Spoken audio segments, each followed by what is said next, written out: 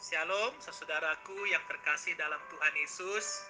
Kita bertemu kembali dalam renungan firman Tuhan dengan tema dicukupkan yang diambil dari 1 Raja-Raja 17 ayat 5 sampai 6 yang berbunyi demikian. Lalu ia pergi dan ia melakukan seperti firman Tuhan. Ia pergi dan diam di tepi sungai Kerit dari sebelah timur sungai Yordan. Pada waktu pagi dan petang, burung-burung gagak membawa roti dan daging kepadanya, dan ia minum dari sungai itu. Ada orang berpendapat, kalau kita sungguh-sungguh percaya dan taat kepada Tuhan, pasti tidak akan ada masalah. Ternyata Elia yang percaya dan mentaati perintah Tuhan, yang menegur Raja Ahab menghadapi masalah besar, terancam untuk dibunuh.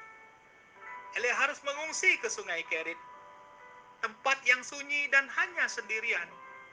Tentu dia merasa kesepian, rindu untuk bertemu dengan teman-teman dan ingin bebas kemanapun tanpa rasa takut. Coba kita rasakan apa yang dirasakan oleh Elia. Dan membandingkan waktu kita menghadapi pandemi COVID-19 ini, nyawa kita juga terancam. Kita tidak bebas lagi pergi kemana-mana.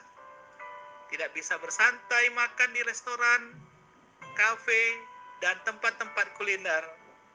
Berbelanja ke pasar, supermarket, pesiar, bahkan tidak bisa beribadah di gereja. Kita kesepian, bosan, dan di rumah saja.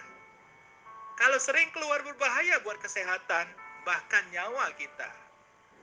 Mungkin di antara kita ada yang kehilangan pekerjaan, penghasilan, tinggal setengah, bahkan kurang dari itu. Tuhan memelihara dan memberi pertolongan kepada kita, sebagaimana yang dilakukan terhadap Elia. Allah mengirim burung gagak untuk menghibur dan mencukupkan kebutuhan Elia. Mengapa harus burung gagak? Bukankah ada burung lain yang lebih indah dan menarik yang katanya dapat membawa keberuntungan? Menurut kepercayaan masyarakat Inggris, burung gagak adalah peliharaan penyihir yang jahat. Dalam budaya Tiongkok dan Indonesia, burung gagak adalah hewan yang melambangkan nasib buruk atau tanda munculnya kesulitan dan sebagai petanda kematian.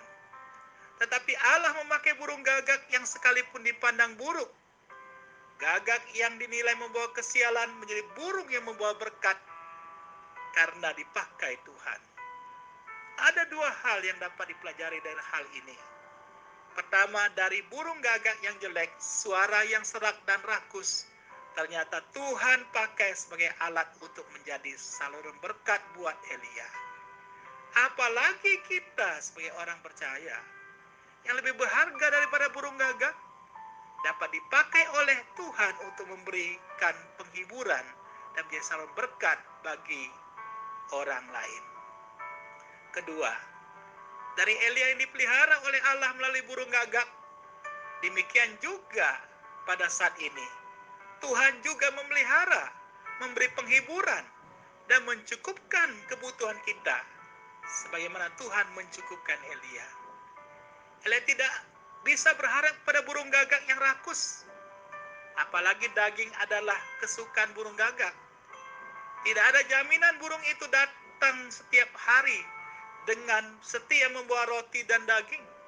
Tapi Elia percaya akan janji Tuhan sehingga dia senantiasa dicukupkan. Tuhan Yesus mengajarkan kepada kita supaya jangan khawatir akan hari besok. Karena hari besok mempunyai kesusahan sendiri. Kesusahan sehari cukuplah untuk sehari. Matius pasal 6 ayat 34. Kalau begitu, apa kita tidak usah berusaha? Merencanakan masa depan dan bekerja? Dalam Matius pasal 6 ayat 26, Tuhan Yesus mengatakan, pandanglah burung-burung yang tidak menabur dan tidak menuai dan tidak mengumpulkan bekal dalam lumbung, namun diberi makan oleh Bapamu yang di surga. Bukankah kamu jauh melebihi burung-burung itu? Burung-burung itu tidak bermalas-malasan. Burung bangun pagi sekali, kemudian terbang mencari makanan. sore hari pulang tanpa khawatir apa yang akan dimakan besok. Yang membuat kita khawatir karena kita ingin menyimpannya sebagai bekal atau ada lebihnya. Burung gagak membawa makanan untuk Elia secukupnya. Artinya tidak berkelebihan dan tidak berkekurangan. Burung gagak datang membawa roti dan daging pagi dan sore, siang tidak membawanya. Mungkin Elia biasanya makan 3 kali sehari. Pada waktu kekeringan hanya makan 2 kali sehari.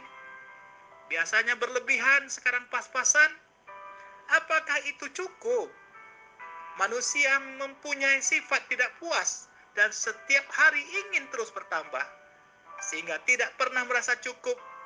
Cukup itu baru kita rasakan kalau kita bersyukur kepada Tuhan dan belajar untuk menyesuaikan diri dengan kebutuhan kita masing-masing.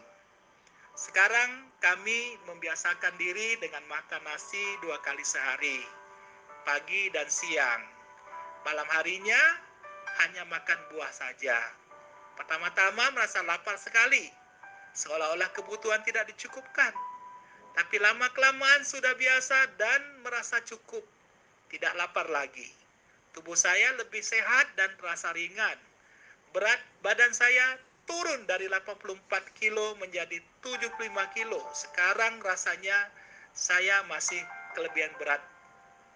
Karena berat ideal saya seharusnya 70 kilo. Bagaimana dengan saudara sekalian? Apakah saudara merasakan penyertaan Tuhan yang memberi penghiburan dan mencukupkan? Tuhan Yesus berfirman, carilah dahulu kerajaan Allah dan kebenarannya, maka semuanya itu akan ditambahkan kepadamu. Matius 6 ayat 33. Bersandar dan berharaplah kepada Tuhan, maka Dia pasti akan mencukupkan dan memberkati kita. Amin.